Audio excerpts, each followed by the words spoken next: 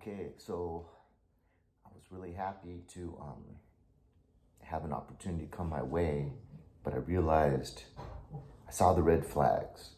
So through walking my dog, I met a lady that's probably like maybe 15 years older than me, and it was mainly started talking about vaccines because she had an appointment to go to Dodger Stadium in a couple days. And then I saw her afterwards, and then she was in between her first dose and her second dose. And then I shared that my parents had just got it and that I wasn't getting it. So that's how we started talking a little bit when we would see each other walking our dogs. She introduced me to a few other ladies that walk their dogs. And so it started kind of nice. What was the first red flag? Let's see. I'm thinking for a second. I'm sorry. Excuse me.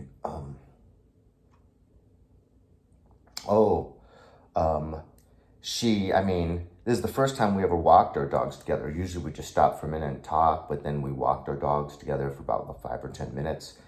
And then she invited me straight into her house, which was a little bit, like kind of strange because, I don't know, women are supposed to be more protective than that, or I don't know. And then, when I was leaving, she started saying a lot of things that I had a hard time figuring out. And I wanted to get my dog home. It was like 2 in the afternoon and he hadn't had any sleep all day. He usually gets his first nap, like 2 or 3 hour nap at like 10, 11 o'clock. And I had kind of been going hard all day and I was really looking forward to getting home too and just sitting down and relaxing a little bit. And I was having a hard time understanding her, and I was feeling this way that I wanted to get out of there. And then when I said, okay, well, it was great seeing you, I really want to get my dog home. He hasn't slept all day. And she kind of seemed offended.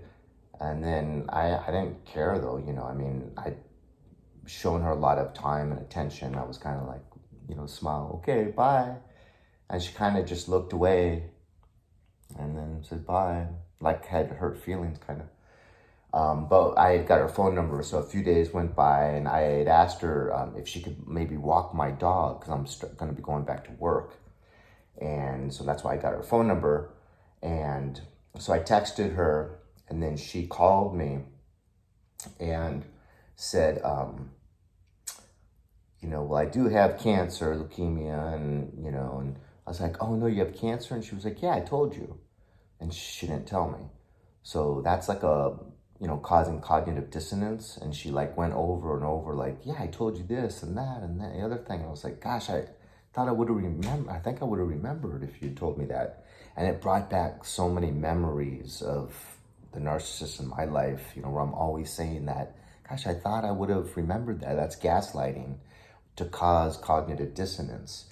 And then she said, she was talking about when she, that cancer, and then it went into like the husband, when she divorced her husband, then it went back to the cancer, and then she was like, well, it's been 10 years.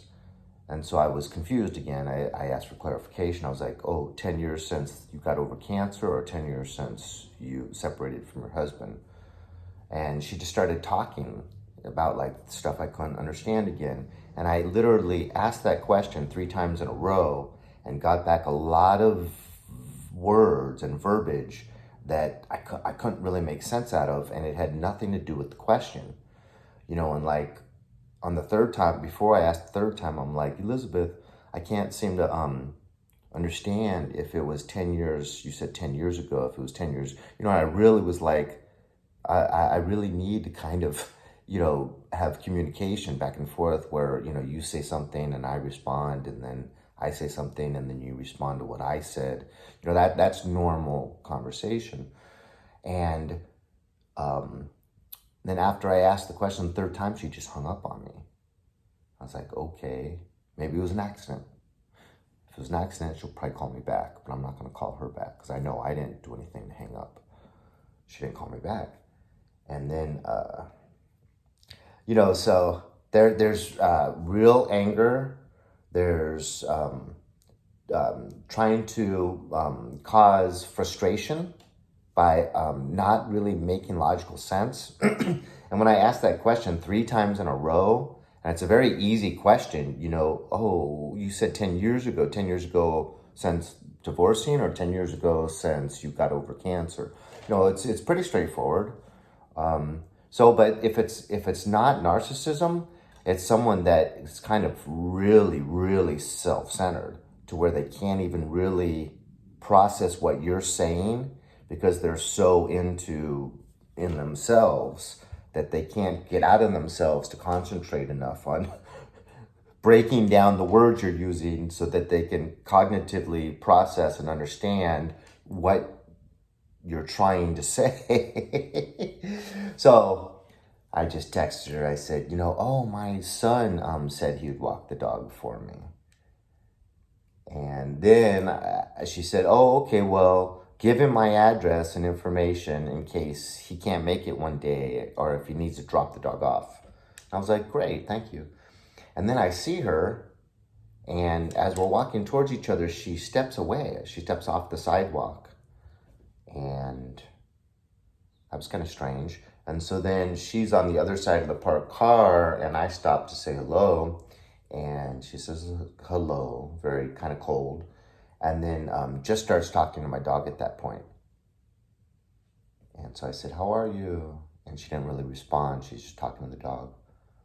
And so that's kind of, you know, obviously treating you with indifference. And if you look at indifference, according to sociology and psychology, it's actually meaner to treat someone, and you are more affected if someone treats you like you're not there, like you're invisible, with indifference. It's more psychologically damaging than if you were to treat them with outright anger. If you were to look straight at them and raise your voice and say something kind of hurtful. Because when people do that, you're acknowledged, you know you exist. But with the other one, it's like, you're so unimportant to me that it's almost like you're not even here, which research says is more hurtful. And, you know, I kind of just, whenever I see that, where people just kind of ignore you, I just kind of start walking away. I don't even say goodbye. But I did with her, you know, because she offered to walk my dog. So, I just at that point just kind of pulled on his leash, and she was like, she actually said this word for word, maybe you'll be able to come home someday. Possibly someday. As I'm like starting to walk away. As she says this to the dog. We were literally in our house for 5 minutes, and now she calls that my dog's home. So then, like, as I'm leaving her, I'm like, oh my gosh, I avoided a bullet. You know, it's so nice that I got out of that before it got really into where I think it would have gone. So, you know, we can get better and better at recognizing these narcissists and being able to avoid them. Amen.